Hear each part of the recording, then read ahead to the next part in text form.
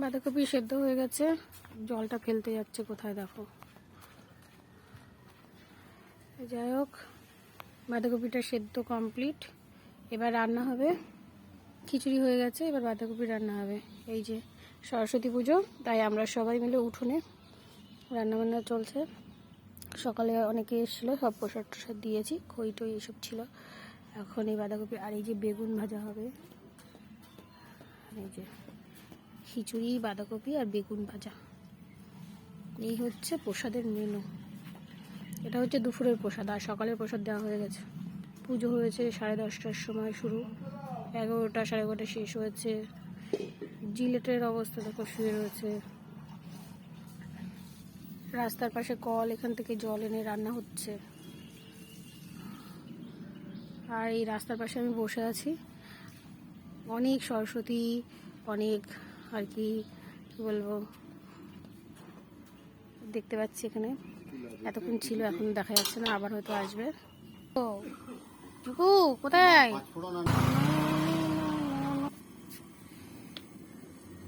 রান্নাটা হবে সাদা তেলে। সাদা তেল দিয়ে এবার ফোড়ন দেওয়া হবে। তেজপাতা, তেল নিয়ে আসবো। বেগুন ভাজতে হবে তো। আচ্ছা, তার আগে এটা হয়ে নি, তাই যাচ্ছি। তেল হলে ভালো হতো, গরম তেলে ওই সর্ষের তেল এমনি কাটা যেটা আছে ওটা নিয়ে আসো না। তেজপাতা, জিরে আর শুকনো লঙ্কা দেবো।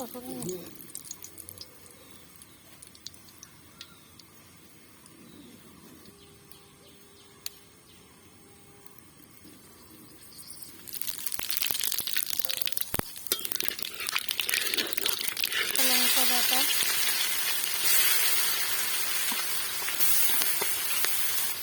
আদা বাটা,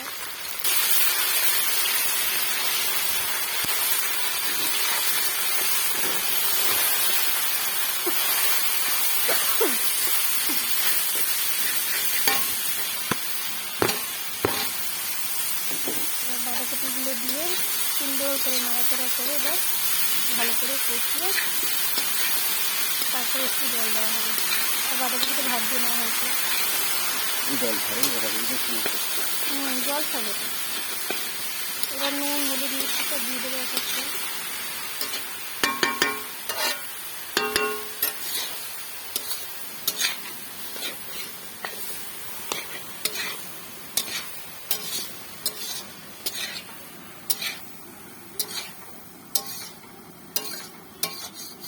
দেবু,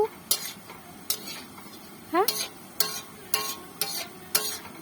এখন আসেনি? হ্যাঁ হ্যাঁ, দেবুর নাম্বার আছে না?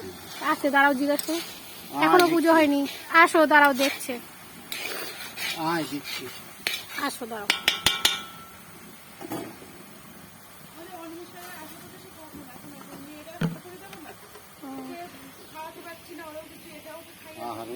তাহলে উপর থাকবে কতক্ষণ বলো?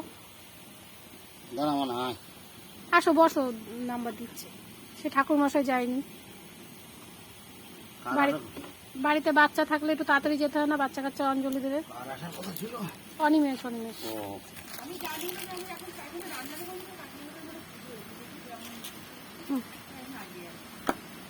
হ্যাঁ, হয়ে গেছে অনেকক্ষণ তো। ওটাই 11:30টার মধ্যে পুজো কমপ্লিট। নুন, হলুদ, মিষ্টি সব এক এক করে দিয়ে দেওয়া হলো। এবার এটাকে বেশ ভালো করে নাড়াচাড়া করা হচ্ছে। এই যে সব দেখো, সরস্বতী আনতে যাচ্ছে। আজকে মনে হয় সবাই সরস্বতী নিয়েই আসবে। এই যে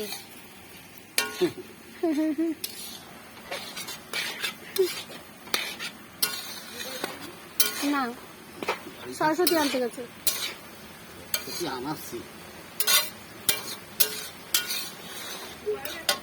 হ্যাঁ হ্যাঁ, টুবাই আর ওর দাদা এইমাত্র গেল, আর ও গেছে সেই পুজো হয়ে গেলেই দৌড়িয়েছে।